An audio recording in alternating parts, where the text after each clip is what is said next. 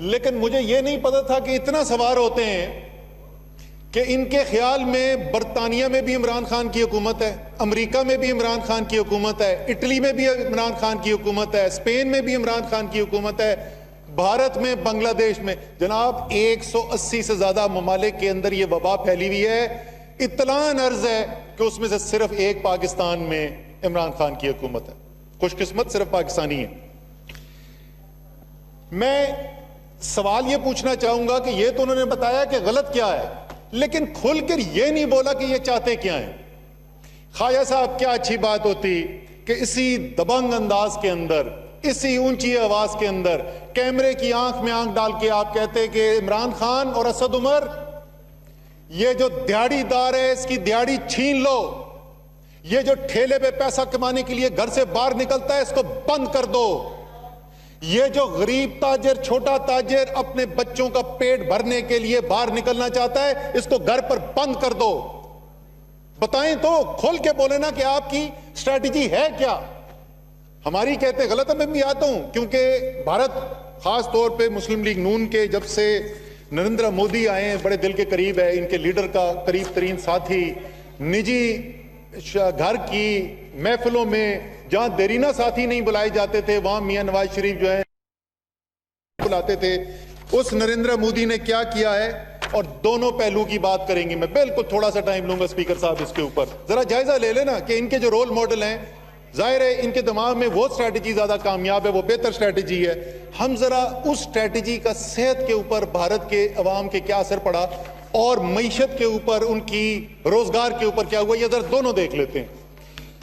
17 मार्च को जनाब भारत की हुकूमत एक एडवाइजरी इशू करती है। उस वक्त 137 केस थे मुल्क के अंदर। 8 दिन के बाद 25 तारीख को 653 केस थे पूरे भारत में। याद रखें, 653 केस। दुनिया के सख्त तरीन लॉकडाउन में से एक का ऐलान कर देते हैं। ऐलान ऐसे करते हैं कि हजारों नहीं, लाखों लोगों को पैदल अपने घर जाना पड़ता है। कोई 100 मील, कोई 200 मील चल के जाता है। इतना सख्त लॉकडाउन। मसला तो हल हो गया होगा, उसके बाद तो कोरोना फैलना बंद हो गया होगा। 653 केस जिस दिन लॉकडाउन लगा 25 मार्च को, 1 जून को भारत की हुकूमत ने हाथ खड़े कर दिए। उन्होंने कहा लॉकडाउन अब हम आगे नहीं चला सकते। तो जाहिर है 653 थे तो अभी तो खत्म हो गए होंगे ना। 25 मार्च से शुरू किए हुए, अप्रैल गुजर गया, मई गुजर गया, 1 जून आ गई, अभी तक तो कोरोना खत्म हो गया था। लेकिन यह क्या हुआ कि 1 जून को भारत में 1,98,317 लोग कोरोना के शिकार थे। मुल्क में लॉकडाउन था, 1,98,317 लोग कोरोना का शिकार थे। जिस दिन लॉकडाउन किया उस दिन तक भारत में 12 लोगों की मौत हुई थी। 12 लोग जिस दिन लॉकडाउन लगा। जब तक लॉकडाउन उठाया 5,608 लोगों की मौत हो चुकी थी। मुझे ख्वाजा साहब ने अभी मेरी एक ट्वीट कल की पढ़ के बताई, वो ट्वीट पूरी नहीं बताई। बिल्कुल सही इन्होंने कहा कि मैंने उस ट्वीट के अंदर लिखा था कि 14 मई से 14 जून, जिस एक माह के अंदर यह कहा जाता है कि जी हुकूमत की गलत पॉलिसी की वजह से बहुत ज्यादा फैला हुआ, और फैला हुआ भी 242% हुआ अमवात के अंदर। यह बिल्कुल उन्होंने ठीक पढ़ के दिखाया। ये नहीं उन्होंने पढ़ा कि उसके साथ मैंने क्या लिखा था। उसी 14 मई से 14 जून लॉकडाउन वाले भारत के अंदर 258% अमवात में इजाफा हुआ। ये नाकाम पॉलिसी है, ये तमाम दुनिया के अंदर नाकाम हो गई। अमेरिका जहां पे एक दिन में 3-3 हजार केस हो रहे थे और दुनिया का अमीर तरीन मुल्क था, वहां पे 42 स्टेट्स ने पाबंदियां खत्म कर दी। वो नहीं बर्दाश्त कर सके। लेकिन इनके पसंदीदा नरेंद्र मोदी के भारत में क्या हुआ, मेरे अल्फाज ना सुनिए। प्रणाब प्रधान नाम है, बर्कले के अंदर ये पढ़ाते हैं, इकोनॉमिस्ट हैं। उन्होंने क्या कहा,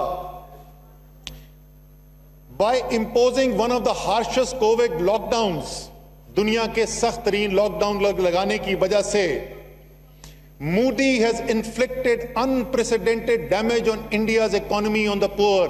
मोदी ने इंडिया की मईशत पे कारी जरब लगाई जिसकी कोई मिसाल नहीं मिलती, और खास तौर पे इंडिया के गरीबों के ऊपर। कुछ आदादो शुमार के मुताबिक, ये मैं नहीं कह रहा, ये प्रणाब प्रधान कह रहे हैं, 12 करोड़ लोगों की रोजगार छिन गया, 12 करोड़ लोग। नतीजा क्या निकला? आधी आबादी, प्रधान साहब के मुताबिक, बर्कले के इकोनॉमिस्ट हैं, आधी आबादी यानी 65 करोड़ लोग जो हैं वो गुर्बत की लकीर से नीचे चले गए। और उनमें से वो कह रहे हैं with many approaching starvation levels, यानी भूख इतनी कि मौत का सामना है उनको। ये है वो स्ट्रेटेजी जो ये चाहते थे कि हम फॉलो करें।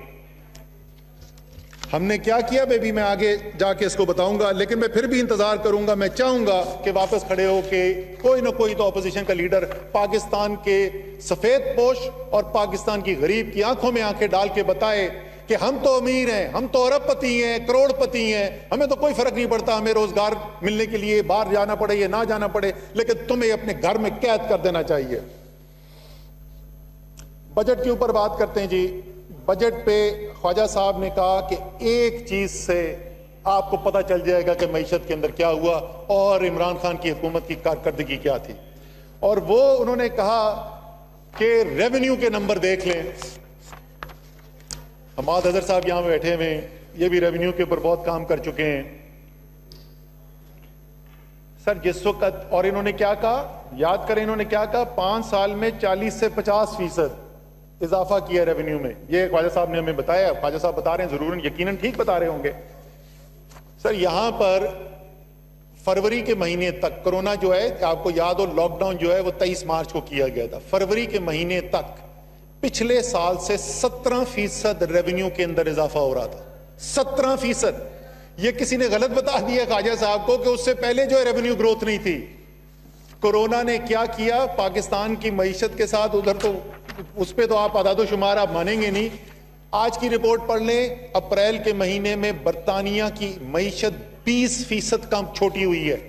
तारीख में कोई नजीर नहीं मिलती। बरतानिया जैसा सैकड़ों साल पुराना मुल्क, आज तक तारीख में कभी एक महीने के अंदर 20% मईशत उनकी छोटी नहीं हुई।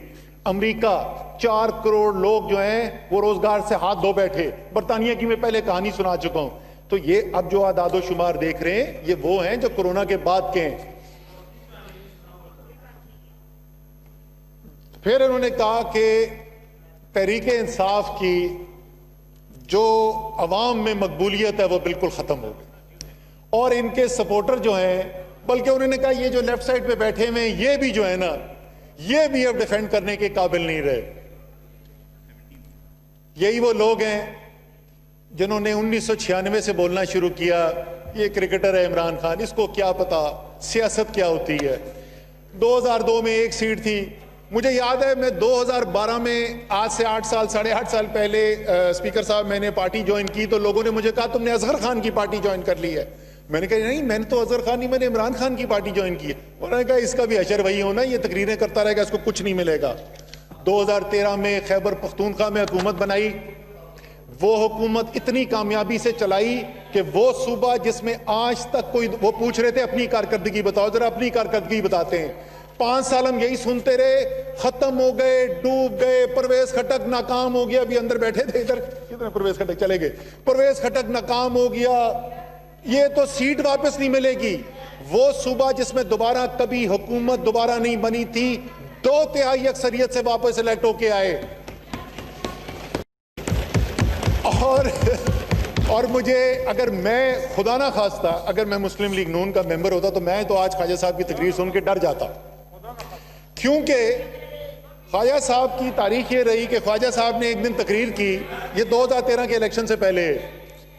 सर जी हौसला पैदा करें, हमने बड़ी 1 घंटे बड़ी बातें सुनी है, हमारे लीडर हैं, बुजुर्ग हैं, से गौर से सुने, हर एक को मौका मिलेगा। और तमुल से ख्वाजा आसिफ साहब ने भी तकरीर की है, किसी ने नहीं कोई दरमियान में इंटरप्ट किया। आपसे भी मेरी तमाम से गुजारिश है कि जो भी, चाहे अपोजिशन से चाहे हुकूमती बेंचों से कोई भी स्पीच करे, आप तमुल से सुने।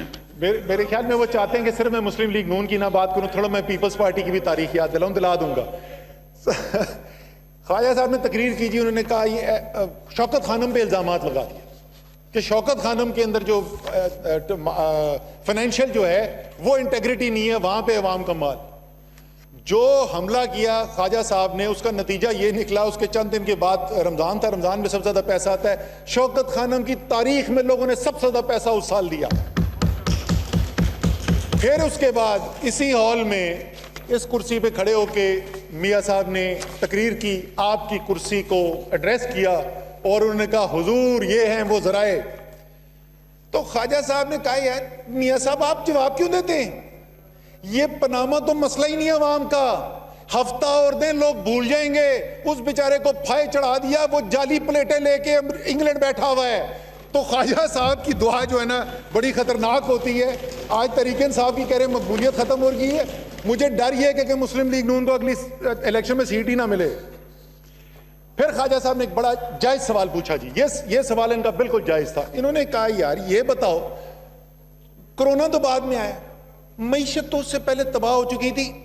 मैं रिपीट करता हूं, अल्फाज दोहराता हूं, उनका एक चीज ऐसी नहीं थी, एक चीज ऐसी नहीं थी जिससे पता चले कि मईशत बेहतरी की तरफ जा रही है। जनाब पहली चीज रेवेन्यू, मैंने जैसे पहले अर्ज किया 16.5% पिछले साल से ज्यादा चल रहा था, लेकिन ख्वाजा साहब कहते हैं एक चीज में बेहतरी नहीं। बाहर से बैरून मुल्क से जो सरमायाकारी की जाती है मुल्क के अंदर, वो पिछले साल से 2 गुना से ज्यादा थी, लेकिन ख्वाजा साहब को वो नजर नहीं आई। रिजर्व्स हमारे सेंट्रल बैंक के जो होते हैं, वो रिजर्व में 50% का इजाफा था, लेकिन ख्वाजा साहब को नजर नहीं आया। वो रिजर्व बढ़ने की वजह से हमारे रुपए की कदर मुस्तहकम हो गई, बल्कि जो 163 164 पे पहुंच गया था वहां से वापस 154 155 में आ गया, लेकिन एक चीज की बेहतरी नहीं नजर आई। एक्सपोर्ट्स जो पाकिस्तान की तारीख का वाहिद हुकूमत का कारनामा है, ये कोई और हुकूमत नहीं कर सकी। 2013 में हुकूमत में आए, जब 2018 में 5 साल के बाद गए तो 2013 से कम एक्सपोर्ट थी। 5 साल में वो एक्सपोर्ट सालाना बुनियाद के ऊपर 4.5% इजाफा हो रहा था, और जो लेटेस्ट महीना आया था उसमें पहली दफा 6 साल में डबल डिजिट ग्रोथ यानी 11% इजाफा हो रहा था। जो इंपोर्ट्स थी, जो बाहर से आता है इधर माल, उसमें कमी हो रही थी। ट्रेड करंट अकाउंट डेफिसिट, जो मजमूई खसारा होता है बैरूनी, उसमें 73% बेहतरी नजर आ रही थी, लेकिन ख्वाजा साहब तक खबर नहीं पहुंची। वो एग्रीकल्चर रीढ़ की हड्डी है, 2/3 पाकिस्तान का उससे रिश्ता है। 2.8% इजाफा हुआ इस साल, पिछले साल 0.6% हुआ था। मेरे ख्याल में बात समझ में आ गई होगी। अभी और लंबी फहरिस्त है, मैं और बहुत सारी चीजें बता सकता हूं जो कोरोना से पहले मईशत के इस्तेकाम की गवाही दे रहे थे।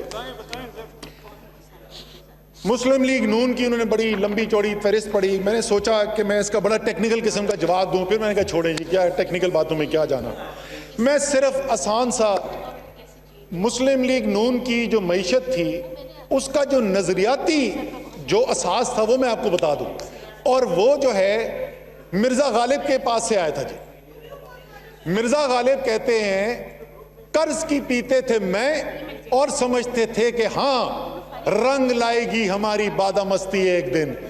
कर्जे ले लेके मईशत को उधर ला के खड़ा कर दिया कि अभी हुकूमत नहीं बदली थी, अभी हुकूमत नहीं बदली थी। इन्होंने कहा इसहाक डार की पॉलिसियां मिफ्ता ने चलाई, मिफ्ता ने आते ही सबसे पहले कहा तबाही हो रही है। उन्होंने जाली जो रुपया ऊपर रखा हुआ था उस पॉलिसी को चेंज किया। ख्वाजा साहब कह रहे हैं 50 रुपए गिर गया। ख्वाजा साहब सिर्फ 7 महीने के अंदर दिसंबर से जुलाई 22 रुपया गिर चुका था, सिर्फ 7 महीने के अंदर। उसके बाद से तो रुपए की कदर में काम आया है शुरू में गिरने के बाद। फिर जनाब पीएसडीपी की बात की गई। चले वो ज्यादा बड़ी बात नहीं, छोटी मैं बता देता हूं। किसी ने गलत नंबर दे दिया, ख्वाजा साहब को 750 अरब नहीं था, 661 अरब रुपए था पिछले साल। मैं इस साल अभी आता हूं, मैं आखिर आपको असल तो मैं बात इस साल के तरक्याती मंसूबों की बताना चाहता हूं, लेकिन मैं जल्दी जल्दी जवाब दे जाऊं। कौन बाहर से पैसा लेकर आया, बड़ा जबरदस्त सवाल है सर, और मैं इंडोर्स करता हूं ख्वाजा साहब की डिमांड को। बिल्कुल पार्लियामेंट सुप्रीम है, पार्लियामेंट के सामने तमाम हकायक आने चाहिए। 2014-2015 हम आपको शायद याद हो, 2014 या 15 के अंदर डॉलर बॉन्ड किए गए थे। बाबरवान साहब को याद है? 5 साल अवाम पूछती रही यार ये बता दो खुदा का वास्ता ये डॉलर बॉन्ड खरीदे किसने। 5 साल जवाब नहीं आया। बिल्कुल मैं इंडोर्स करता हूं, वो भी फहरिस्त लेके आ जाए जिन्होंने इस वक्त लिए, उनकी भी फहरिस्त लेकर आ जाते, दोनों की फहरिस्त सामने रख लेते। कहते हैं हफीज शेख और उसको रजा बाकर को ईसीएल पे डाल दें। मेरा तो ईसीएल पे से इत्मीनान ही खत्म हो गया। अगर आप खरीद कर जाली प्लेटें दिखाकर जो लंदन पहुंचते ही प्लेटों से चमचों में कन्वर्ट हो जाती है, ईसीएल से फरार हो सकते हैं, तो पैसे फ्री ईसीएल पे डालने का फायदा क्या? फिर एक और इन्होंने बड़ी खूबसूरत बात की कि जमीन से रिश्ता, और मैं इनका शुक्र अदा करता हूं कि इन्होंने जिन लोगों का जिक्र किया उनमें मेरी भी बात की कि जिनका जमीन से रिश्ता है, ख्वाजा साहब का भी जमीन से रिश्ता है, और वाकई में ये बड़ी अहम चीज होती है। इसलिए मैं एक अपील करना चाहता हूं, और वो अपील जो है वो मेरे जो बाएं बैठे हुए इनके साथ, इनके लिए भी है, और मेरे जो दाएं बैठे हुए उनके लिए भी है। जो भी ऐसा लीडर हो जिसकी जायदादें मुल्क से बाहर हो, जो बीमार पड़े तो मुल्क से बाहर भागे, उस लीडर को फॉलो करना छोड़ दे। मैं भी नहीं फॉलो करूंगा, आप भी ना फॉलो करें। बहुत जरूरी, जमीन से रिश्ता बड़ा जरूरी है। दोहरा इंसाफ की बात की गई, दोहरे इंसाफ की बात की गई। वाकई में यह सवाल बड़ा वैलिड है। अगर दोहरा इंसाफ है तो बड़ा जुल्म ही तो नहीं होना चाहिए। अगर वही सुप्रीम कोर्ट इमरान खान को बुलाता है और उससे बोलता है कि यार तुम पब्लिक ऑफिस होल्डर तो कभी जिंदगी में नहीं रहे हो, ना तुम्हारी कोई बड़ी कंपनी है, ना तुम्हारे पास कोई बड़े बड़े अकाउंटेंट्स थे, लेकिन 8 महीने उससे सवाल पूछता रहता है, अच्छा ये बताओ जो तुम पैसा बाहर से पाकिस्तान लेके आए थे, पाकिस्तान से बाहर नहीं लेके गए थे, जो तुम बाहर से पाकिस्तान पैसा लेके आए थे वो कैसे लाए थे, किस अकाउंट से आया था? अच्छा तुम्हारे पास फ्लैट था, कब खरीदा था? 1973 में, 1983 में खरीदा था? 1983 में कैसे खरीदा था? उसकी रसीदें ला के दो, अपने टैक्स रिटर्न बताओ। उस आदमी ने 8 महीने जवाब देता रहा। 8 महीने जवाब देने के बाद सुप्रीम कोर्ट ने कहा इमरान खान सादिक भी है, अमीन भी है।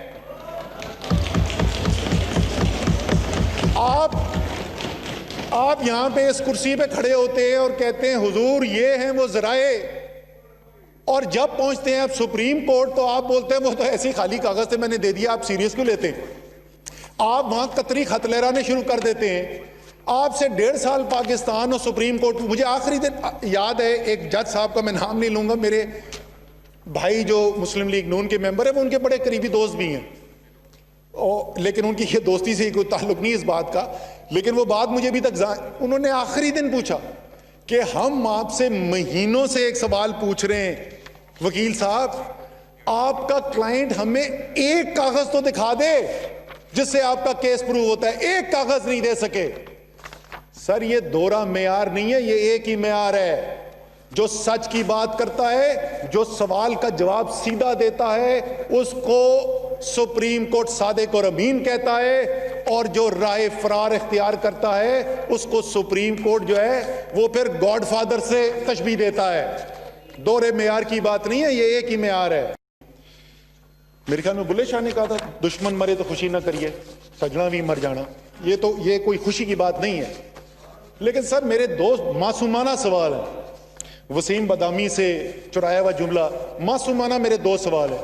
क्या नैब का कानून जिसके तहत ये सारी कार्रवाई की जा रही है, क्या इस कानून को बनाने में तहरीके इंसाफ का कोई हिस्सा था, या ये तमाम कानून जो बना हुआ है ये इस तरह बैठे हुए लोगों का बनाया हुआ है? दूसरा मासूमाना सवाल, जो नैब के इदारे को चला रहे हैं क्या वो इमरान खान का अपॉइंटी है? क्या वो तहरीके इंसाफ का लगाया हुआ बंदा है, या इस तरह वजीर आजम उस वक्त के और उस वक्त के लीडर ऑफ ऑपोजिशन की अपॉइंटी हैं? कानून आपका है, उस कानून को नाफिज करने वाला आपका अपॉइंटेड है, और इल्जाम डालते हैं इमरान खान के ऊपर। अपने अमाल का खुद जवाब दें, इमरान खान के पीछे छुपने की कोशिश मत करें। एक और बड़ी खूबसूरत बात की ख्वाजा साहब ने, जो इक़्तिदार से मोहब्बत करते हैं वो बुज़दिल हो जाते हैं। ये बिल्कुल सिर्फ इक़्तिदार नहीं, जो पैसे से मोहब्बत करेगा, जो इक़्तिदार से मोहब्बत करेगा, जो भी किसी दुनियावी चीज से मोहब्बत करेगा वो कमजोर हो जाता है, वो बुज़दिल हो जाता है, इसमें कोई शक की बात नहीं। और इसकी बेहतरीन मिसाल हमने 2 साल देखी। टीवी पे एंकर चला चला के थक गए, जो प्रोग्राम में जाते थे उनको वही तकरीरें सुननी पड़ती थी। ख्वाजा आसिफ क्या कह रहे हैं उन फ्लैट्स के बारे में, उनके बारे में हुसैन नवाज ने क्या कहा, उनके बारे में चौधरी निसार ने क्या कहा, और पता नहीं किस किस लीडर ने क्या कहा। एक एक बंदा गवाही देता है कि ये फ्लैट मियां साहब के हैं, और मियां साहब एलानिया वहां पर खड़े होकर कह रहे हैं कि मेरा इन फ्लैट से कोई ताल्लुक नहीं। 2 साल ये चलता रहता है और कोई जवाब नहीं देता। तो वाकई में इक़्तिदार की मोहब्बत जो है बुज़दिल कर देती है।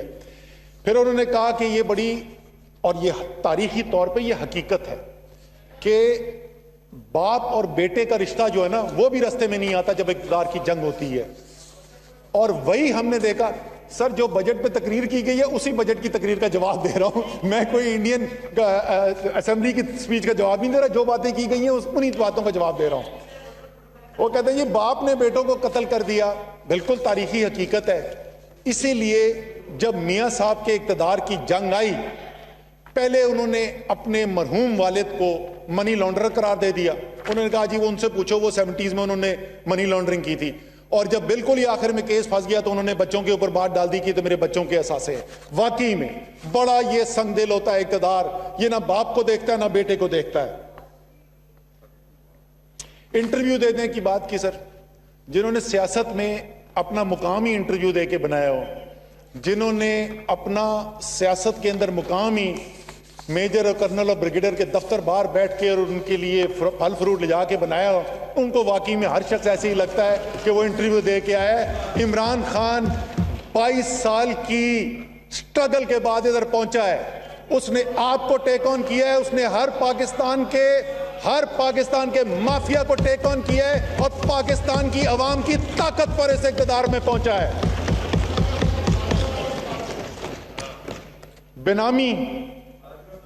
बेनामी वो भी आपकी अपॉइंटमेंट्स हैं सारी। यार अपनी अपॉइंटमेंट्स का मलबा हम पे ना डालो यार। अच्छा जी, फिर बेनामी कहते हैं जनाब, मुझे तो मैं सरप्राइज हो गया, कहीं पता नहीं कोई मियां शहबाज शरीफ के साथ कुछ थोड़ा शायद टेंशन ना चल रही हो। सर, अभी उनके नौकरों के अकाउंट्स में से अरबों रुपए निकले, इसको बोलते हैं बेनामी। ये कानून की डेफिनेशन है बेनामी की। तो वाकई में बेनामी बड़ी खतरनाक चीज होती है, और जो बेनामी काम करते हैं अब वो पाकिस्तान के कानून के मुताबिक मुजरिम भी है। पहले ये मुजरिम।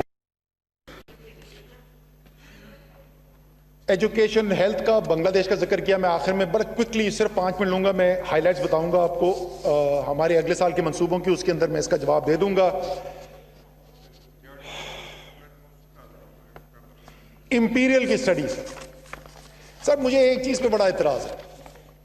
बहुत सारी बातें भी जो तनकीद की ख्वाजा साहब ने, ये ख्वाजा साहब की दिल की आवाज है, इनकी सोच है, मैं उससे इख्तलाफ कर सकता हूं। ये ख्वाजा साहब की सोच है और इनको एक हक बनता है, और एक आज़ाद शख्स के होते हुए इनकी सोच जो है वो मैं उसका एहतराम करता हूं। मैं उससे इख्तलाफ करता हूं लेकिन मैं एहतराम करता हूं। ये जो पाकिस्तान के अंदर एक गोरे की ज़हनी गुलामी जो है ना, इंपीरियल ने स्टडी छाप दी, अब वो सब जो है सुबह से लेकर शाम तक। सर, हमें इस बात में कोई शर्म नहीं है, हम ज़हनी तौर पे गोरे की गुलामी करने के लिए तैयार नहीं है। हमारे अपने Pakistani scientist world class data analyst, artificial intelligence के एक्सपर्ट्स, एपिडियोमोलॉजिस्ट फोरकास्ट करते हैं। फोरकास्ट अभी तक बिल्कुल मौसर साबित हो रही है, कंजर्वेटिव रखे करते हैं, उससे कम होता। आपको बताएं कि कौमी असम्बली में असद उमर इजहार ख्याल कर रहे थे। उनकी जानिब से कहा गया कि अपोजिशन के ख्याल में अमेरिका, बरतानिया, स्पेन में भी इमरान खान की हुकूमत है। 180 से ज्यादा ममालिक में वबा फैली हुई है। क्या इमरान खान ने ये वबा फैलाई है? उनकी जानिब से ये कहा गया। को शुरू हुए तकरीबन 2-2.5 माह हो चुके थे, तो एक सर्वे कराया गया और एक ऐसी कंपनी ने कराया जिसका कोई इमरान खान के साथ रिश्ता नहीं है, बल्कि आमतौर पे पीटीआई वाले समझते हैं कि वो सर्वे कराने वाली कंपनी पीटीआई की हक में नहीं है, मुस्लिम लीग के नून के हक में। उस सर्वे के मुताबिक हमें यह पता है कि पाकिस्तान क्या समझते हैं कि इमरान खान ने पिछले 3 महीने क्या किया है। 82% पाकिस्तान के अवाम ने कहा कि इमरान खान बिल्कुल ठीक कर रहा है जिस तरीके से कोरोना की जंग लड़ रहा है।